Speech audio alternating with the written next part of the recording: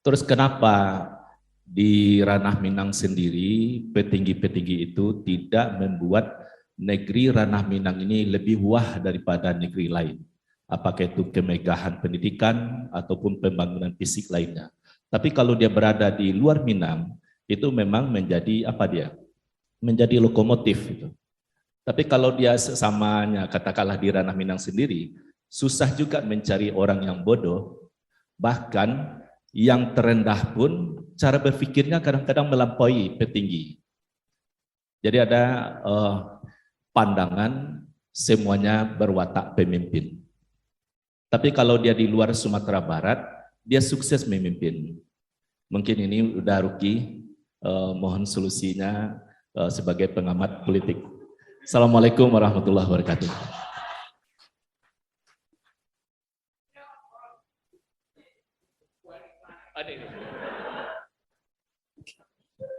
Oke, selalu itu yang kita bayangkan tuh.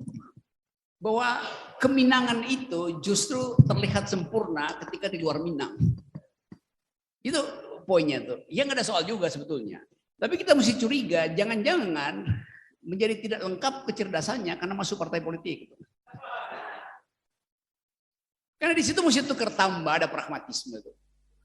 Padahal sebetulnya kelantangan berpikir dan kecerdikan untuk mengintip pikiran orang Minang itu terkenal bahkan di dunia dan akhirat itu. Jadi pertanyaan yang mesti dijawab orang-orang Minang. Kalau saya yang jawab nanti satu waktu, wah itu ikut campur pada.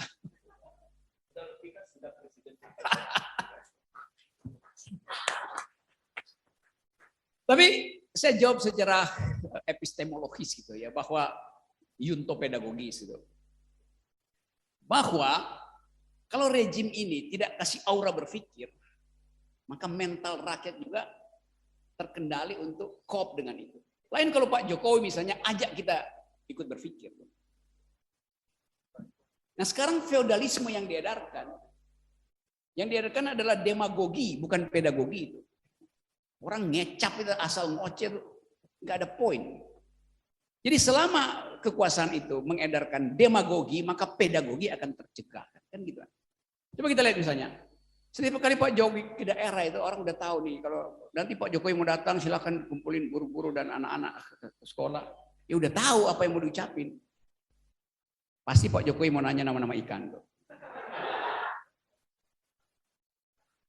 Kalau Pak Jokowi punya pendidikan pedagogi dan logika yang bagus, dia bilang, Anda salah, kalian salah nak.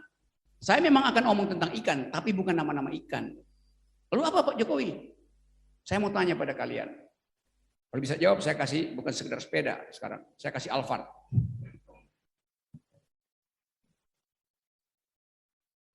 Mengapa ikan tidak bisa panjat pohon? Masih tentang ikan, tetapi bukan tentang nama-namanya. Anak-anak itu akan, wah kita di prank sama Pak Jokowi, kita pikir mau nanya nama-nama ikan. Ternyata ditanya hal yang berhubungan dengan fisika dan kimia. Mengapa ikan tidak bisa panjat pohon? Menimbulkan kuriositas. Anak itu mulai berpikir, apa ya penyebabnya ya?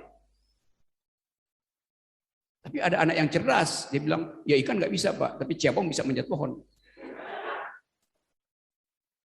Itu kelucuan juga, anaknya bilang, Pak Jokowi tegur, Anda kok berpikir seperti Haji Agus Salim ya, ngeledeknya. Anaknya kagum, wah Pak Jokowi ternyata baca Haji Agus Salim juga ya. Kira ini cuma baca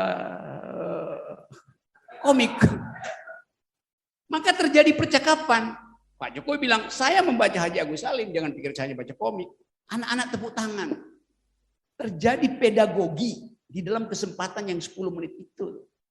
Datang kamera, di shoot, masuk ke YouTube.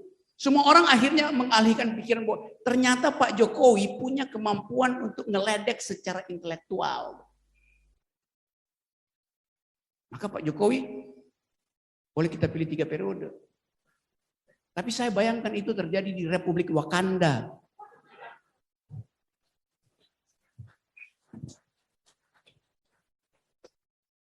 Jadi itu kasusnya. Jadi tadi bahkan seluruh negeri ini seolah takut untuk mengucapkan inisiatif karena dianggap waduh nggak ada gunanya Berdebat gak ada gunanya, tukar pikiran. Toh di ujungnya kita akan dibully oleh buzzer juga kan.